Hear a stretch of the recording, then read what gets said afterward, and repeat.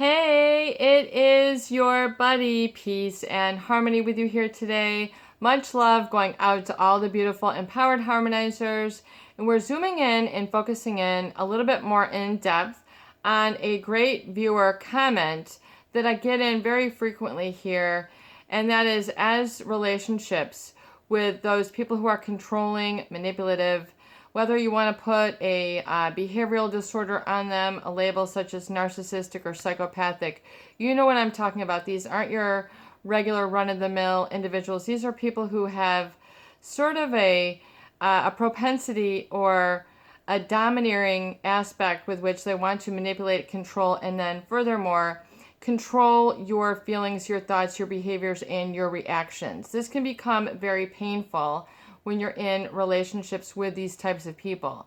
So whether we want to call them covert in how they do it, overt narcissistic, or psychopathic, and duping you, deceiving you, setting you into a tailspin, sort of in your focus, in your mindset, it's to understand the lens of emotional pain, which then kind of separates you from the herd, or sort of splices you and dices you aside, cuts you aside, the smear campaign, the sort of ostracizing you from the group, and the isolation that is felt ultimately when you're around these people.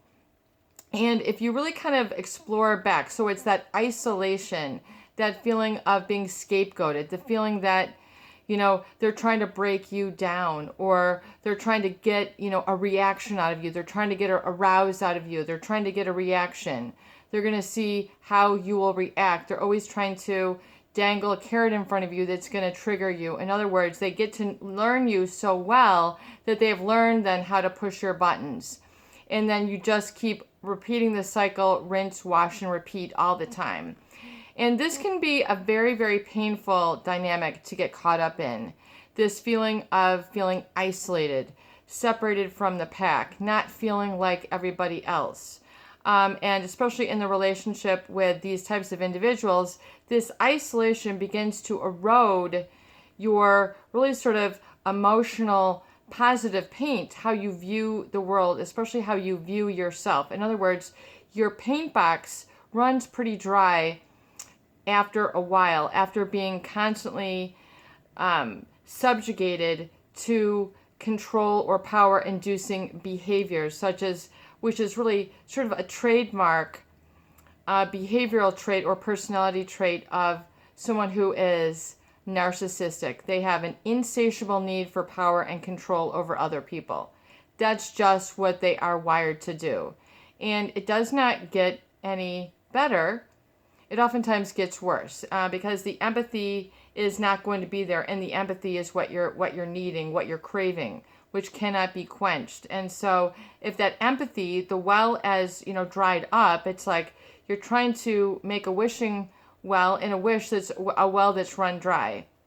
This can cause you to feel and become very alone, isolated, and really viewing yourself, your life through a lens of emotional pain. This can become physical pain. This can become professional pain. This can become keeping you caught up in the fight or flight, making it difficult for you to focus on the things that make you happy. You're just always trying to wonder, why is this? There's always this pain. And this eventually can then easily metamorphosize into self-loathing or self-hate. And this furthermore drives a division, a rift, a wedge between you, yourself, and others at large, whatever it is that your family, your spouse, the community.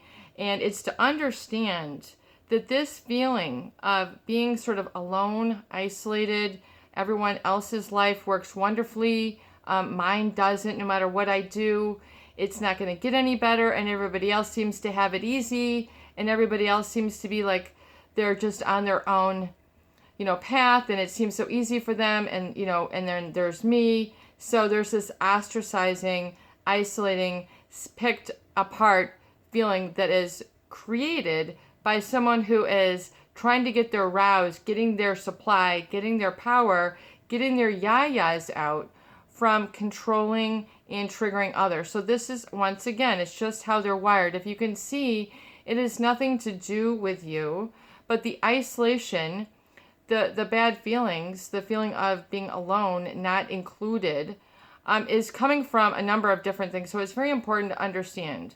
For one, you're with people who don't have empathy, but they're playing up their facade. A narcissist, as well as a psychopath, always keep a facade in play. I mean, you might as well get tickets to the Nutcracker because the show is about to go on with these people. I mean, it's just, and if you don't buy into it, if you don't acquiesce, if you don't give in, if you don't say, something about this feels empty. I feel like part of my needs aren't being met here. This is feeling like it's missing something. And oftentimes it is that empathy which you are missing. It is that empathy, that validation, and that attention to you that you are missing and you're always giving. So it's this isolation then, which then causes you to want to overgive and overquiet yourself. So basically, you're then trying to control the situation in a way that is contrary to your best interests. So you then begin, as I say, you begin to enter into a relationship of self-abandonment. And this is, one of the worst feelings or worst roads you can go down. I call it negative orderly direction thinking. If you are constantly abandoning yourself, which means basically, and then that begins to be what you think is going to prevent or is going to help you to connect. What is not in your best interest is not going to bring you closer to your happiness. So if it's not in your best interest, it's very fine and very important for you to acknowledge and validate that and to be okay with that. Now, individuals who like to control will then create this feeling then of isolation, and it's perception. It's a lens then which you then begin to see it almost through a magnifying glass. It becomes very difficult to stop feeling like you're always caught up in their net, caught up in their game. It becomes very painful. You're always expecting, here comes this, here comes that. They're treating you. It's kind of like, you can't learn to ride a bike, if two-wheeler, if you still have the training wheels. So it's kind of like they're keeping you always on these training wheels, but it is the isolation. It's saying, you can't ride, you can't balance, you can't, go fast, you can't take the turns. It's always like you can't. And so this then, because you're feeling like no matter what you do, it's not working. In other words, what's not working is you're not getting the empathy. It has nothing to do with you. It has everything to do with the receptivity and the ability of these types of individuals, these personality disorder types, who are addicted to self-importance, control, power, having one above others. They're always trying to show people up. It's just like a constant tug of war, and they're trying to rub it in your face, smear it in your face, make you, feel bad. And, it's because, you're not being able to look up, and look up and validate and be around people who can be with you and be present and have that flow of conversation and that empathy. So once again, it's like trying to make a wish on a well that's run dry. You better, get to where the water is flowing for you. And that's really when you begin to liberate and then begin to come out of that isolation, which is to identify that this is nothing but a lens of emotional pain, which is causing me to perceive and feel this, and then even furthermore magnify all the things that are going on, things that they're doing, even causing misperception, a story that you're then telling yourself that, they're going to do this, they're going to do that, and then, your wills begin to go, and you just begin to then catastrophize and awfulize things. So this is a very, you're becoming unaligned with that which is in your best interest. And so then if you don't tend to this situation, then it's eventually going to just kind of blow up in your face. In other words, it's just going to come out very super raw, angry. You're going to lose your cool. You're going to snap. You're going to surprise yourself with how pain painful you are, and then the things you do because of this.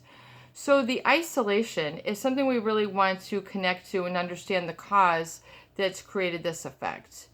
And to understand that this is essentially has become a dysfunctional way of coping with these types of relationships. So it is a learned feeling. It is a learned behavior. It is a societal, it's a societal situation. It's just one of those situations which come when you are in relationships with these people. And it's just a social psychology. And it's, it works. A lot of people buy into it, and then they begin to make meaningful things which aren't meaningful.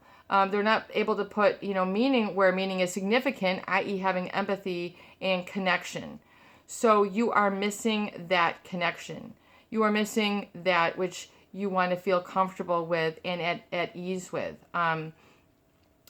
And so it's to understand, furthermore, to come out of that feeling of isolation is to recognize and understand that this is a perception, that this is because you have then placed a specific meaning on the lack thereof, and that there must be something wrong, or that this lack is just going to continue and continue, and things will never turn around for me.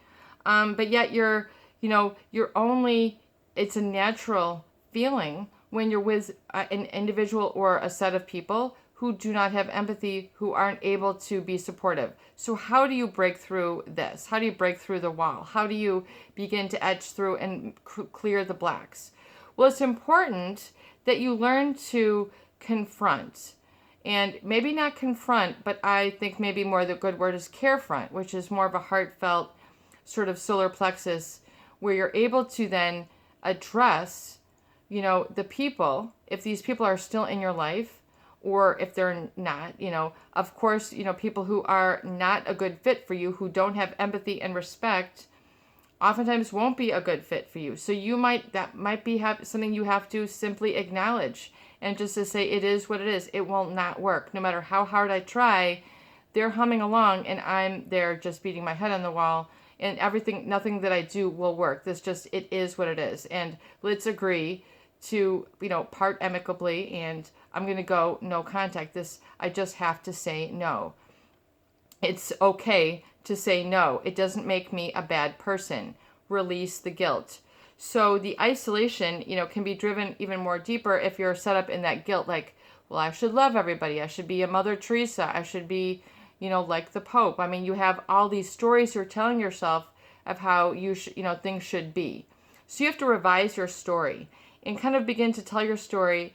Maybe it is supposed to be this way, and maybe I should, be able to confront or speak up and let people know, at least communicate with myself and then with others, what I will and I will not be able to tolerate, and deliver it in a method and a situation that is, to be received on, that doesn't make you coming out of anger, spite, resentment, regret, disdain. You're not coming out of those negative, but kind of combed through it yourself, and then coming at it more from a space of security and safety, confidence and knowing. And this takes a lens of wisdom. This takes a lens of serenity. This takes a lens of peace. This takes a lens of knowledge applied. So confronting might mean just not reacting when they trigger you. If these people are still in your life, if they're kind of trying to, slice and dice, you out of the picture here, them out of the picture. These people are, moving people around like, pawns, on a chessboard, and they think they're going to control others. You don't have to acquiesce to that control. Maybe you did once upon a time, maybe way back back in chapter 1, you might have given into that heavy hand. You might have, said, yes, there's, we need someone to be the boss cow here. Let's have you be the boss cow. But then if it's not in your best interest, then you don't need to acquiesce, give in, or, follow in suit. It's okay to be liberated. It's okay to be independent. It's okay to observe. It's okay to, basically see things as they are and take stock and be okay with it, and be happy with that, and and not have to control, or try to get what you need from people who can't give it to you. It's a way to find your path through the emotional chaos, the engineered chaos that is created. You don't have to be on their level.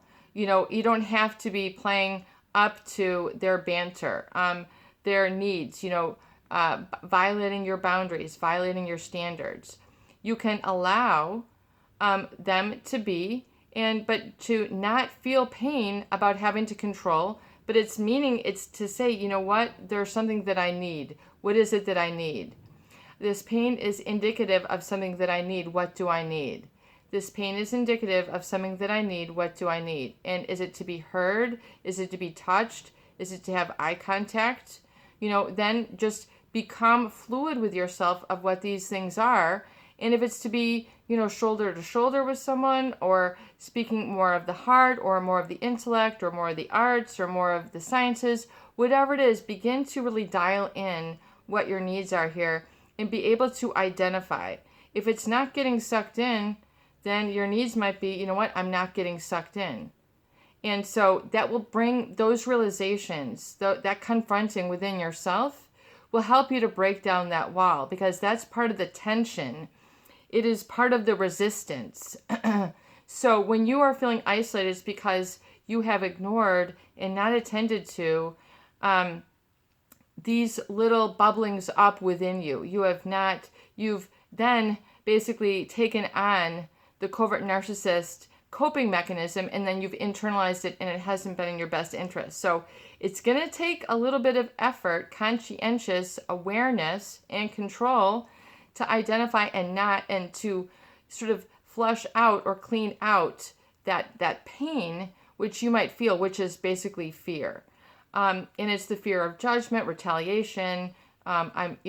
It's your mind plays a lot of these tricks on you, or it tends to forecast the pain. I'm just going to expect pain. And until you have really confronted and to see, confront within yourself, and then, or carefronted within yourself, and also with these individuals of, either what is tolerated or not to be tolerated, until you show what your standards are, then, you're going to feel that you're getting walked over, you're getting steamrolled, you're being ignored. I am being isolated, I am ostracized, I am cut out. And so it's to become at one with this and to say, I'm not going to allow this to cause me to feel emotional pain. I'm not going to view this person through emotional pain. I'm going to confront and say, it would be nice if you were able to, send me a call at lunch, or it would be nice if you did this, and being able to speak up what your needs are in a very cool, calm, collected manner. And, and just that can be carefronting. So it's to speak your needs out. And if they're not receptive, then that should be your answer. You have to then go on to the next step. We have to go on to the positive, orderly direction thinking, what I call pod thinking versus nod thinking. N is, nod thinking is driving you further into the pain, further, into the isolation, further into the deprivation, the emotional mindscape that, you feel like life is a ticking, it's just about to, deliver some more and more hurt. So the isolation, look at what that is, and then look at how you can really then enlarge your feeling to be inclusive of those others who are safe. And, I am feeling this aliveness and I'm feeling safe. In other words, I'm observing of this, yet I'm feeling safe and my needs are met. Where can I make my connection? What aspect can I open up? What common denominator can I find? And how can I then be assertive enough so that my boundaries and my standards are acknowledged and validated? How can I perhaps open up a little versus, the ignoring and becoming, isolated? How can I open up? How can I expand my reality? How can I what are my next steps? Even if they're baby steps, those are taking you in the right direction. And lots of little baby steps, as they begin to accumulate, basically you'll sprout your wings. You'll begin to fly. You'll be able to be unconsciously competent with your own decisions and how life is bringing it to you. But you have to know what your focus should be. You have to know how to tune out the hurt, tune out the toxicity, tune out the trouble, tune out the judgment. You have to be able to paint your own feeling, your own emotional landscape through your social interactions. You have to be able to do that. You have to be able, that's what creativity and art is. It is self-expression. So you need to be able to enhance that and, bringing that out and finding different avenues and methods to be able to do that is crucial. That's part of what is liberating and joyful. And it should be that, gives you energy. In other words, it gives you things to look forward to. It gives you things you want to experience. Isolation, you might need quietude. You might find, that you seek quiet. You seek solace. You seek serenity. Well, that's okay. Be able to give yourself that, but you also might need connection, communication, music, things that are a little bit more upbeat. See where you are, and these tastes change with time. So it's being able to see, well, where am I at right now? Just like, you're going with the flow. So this isolation will dissolve as soon as you understand the sort of lens or scope of pain that you are perceiving things with, basically through a lot of the stories that have been kind of, as I say, like the hard wire that have been running through you. So it's important to unwire those. It's very important for you to see that, that this has been a learned feeling, and you can unlearn it and then re-educate and retrain and recondition and reprogram yourself to feel. So you need to call forth the properties of your own, strength to be able to do that. Being comfortable, dressing comfortably, having comfortable food, things that you like, having, your favorite pics on your phone, or having no phone. Maybe it's a book. Maybe it's no book. Maybe it's, whatever it is that is your thing, you need to kind of draw that in and out. So you want to pull that out. That's what education is. Educare, which is to pull out. So it's like an education of the self that will help bring you out and pull you out and be expansive of your energy. Maybe you're just into learning. Your strength, what makes you happy, might just be learning a thing or two. Maybe you don't like to, idle your life away, eating unhealthy food and just watching, reruns or HBO or whatever it is. Maybe you want to learn. Maybe you have a real knack for the novel, so begin to feed and nourish this part of yourself if this is who you are and what makes you happy and what makes you feel filled up. Then you'll begin to be very at home in the world. You'll feel very at home no matter where you go. You won't feel that sort of isolation, that lens of pain, once you're able to confront this within yourself, understanding the cause that's created this effect, and oftentimes is perpetuated or played on or sort of triggered by those people who like to make people jump, flinch, flail, react a specific way. There's people, you might not be this way, but it might cause you to do irrational things that try to react. Don't jump and flinch at that. Begin to have control and, quiet, cool, calm control, peace and serenity over your body when this is happening, and just begin to explain it to yourself. Oh yeah, that's just their tools of manipulation. That's all it is. I'm not giving in. That's all them trying to splice and dice the group and, and manipulate the moving parts so that they're, the master chessman. I'm not played. I'm not a pawn. I move myself. So these are the validating things that you need to acknowledge and then validate within yourself. Acknowledge, confront, and validate within yourself. This takes learning. This takes time. This takes practice. This takes experience. This takes not talking down to yourself.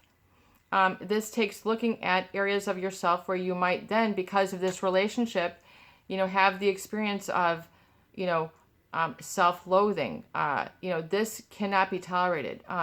You need to be self-loving. You need to be self-embracing. You need to be self-encompassing. You need to be comfortable. You need to be, you need to, really call forth that comfort and pull out your own style and not allow your style to be cramped by this, which is really what that emotional pain will do. It'll cause you to feel like you're going to crumple up, spread it out, and do things then that then bring you, begin to kind of take notice. The recovery journal is a great place to do this. Notice where you begin to loosen up these feelings and how you can then, be independent on your own without playing in or giving into the narcissist temptation, being seduced by that whole realm of the ego. Okay, there's something stronger at play, which is trying to get your attention beyond just the ego value. So there's something more meaningful to you. It's important for you to understand what that is and understand then how you can then deliver this to yourself through acknowledgement and validation. I don't like to have to show people up all the time. I don't want to have to put on a happy face. I don't want to have to act like nothing has ever happened when something did happen. I don't want to keep the family secrets. I don't want to keep the relationship secrets. I don't want to live this lie anymore. It's to, understand that within yourself and then not give in, to be genuine and authentic. That is your key, and that's all you have to do. But be happy, have fun doing it. Begin to satisfy your senses and really begin to understand then what is meaningful to you, so then you can be that. It's, you can be meaningful. You can give value. You can give value to yourself and to others. But it's important for you to not allow this, it's important to not allow this feeling to take you over or overwhelm you, because then it's like, well, there's the win. Confronting them basically says, this needs to be addressed. It doesn't make them the winner. It basically is saying, what, we need some discipline here. We need, a referee here. We need some rationale here. We need some reasoning here. This is noticeably, an inappropriate way to treat myself or my partner or my husband or my wife or my children. This makes me, and not saying coming from a place of weakness, but more putting it on them. In other words, it would be nice if, it would be pleasant if, it would be the right, not even the right thing, not even putting a moral spin on it, but just giving sort of a command to others. It would be really nice for the family. It would be really nice for this weekend. It would be very nice if, and then filling in what you would like them to do, in a positive versus the negative. It is very important that you phrase this in a very specific way, that it's not like emotionally overheated. It is all in your delivery. It's all in how you communicate it. And it really sort of, it'll help you to make that connection. And sometimes you do need to make an actual statement like, I'm not going to be the scapegoat. Putting some knowledge, I'm not going to be the scapegoat. I'm not going to be, the weak one out here. I'm not going to be the ugly duckling. I am not the ugly duckling. I am not the scapegoat. I am not the, and then saying what you're not. In other words, de-identifying, de-owning that victim role.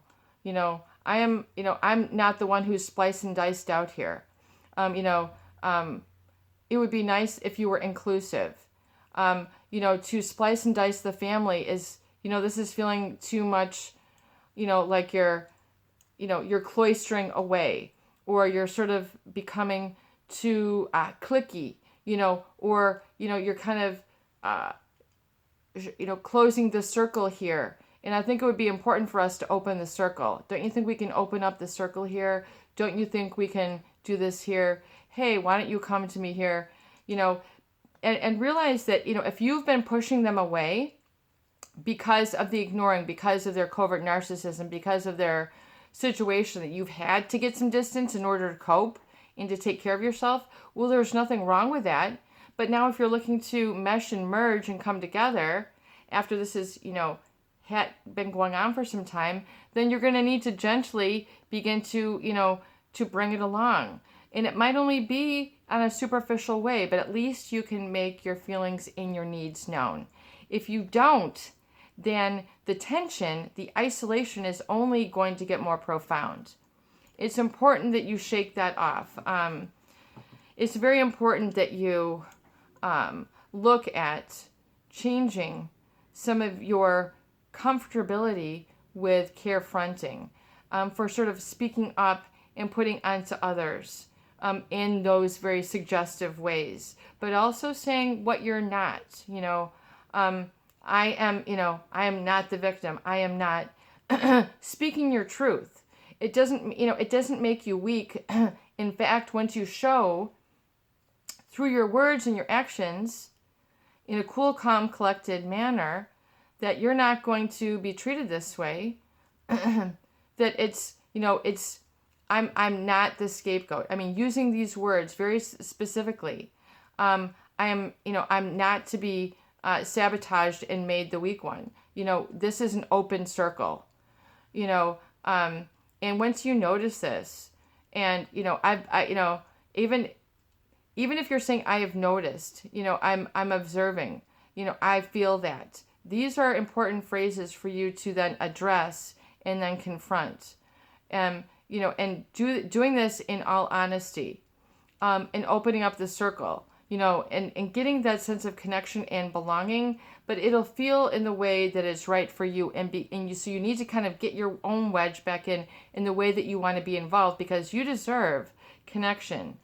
You know, you deserve to be in a genuine way, what's genuinely meaningful to me. So coming at it with that heart space will help you tremendously. It's your buddy, Peace and Harmony, with you here today, and I hope that these videos do help.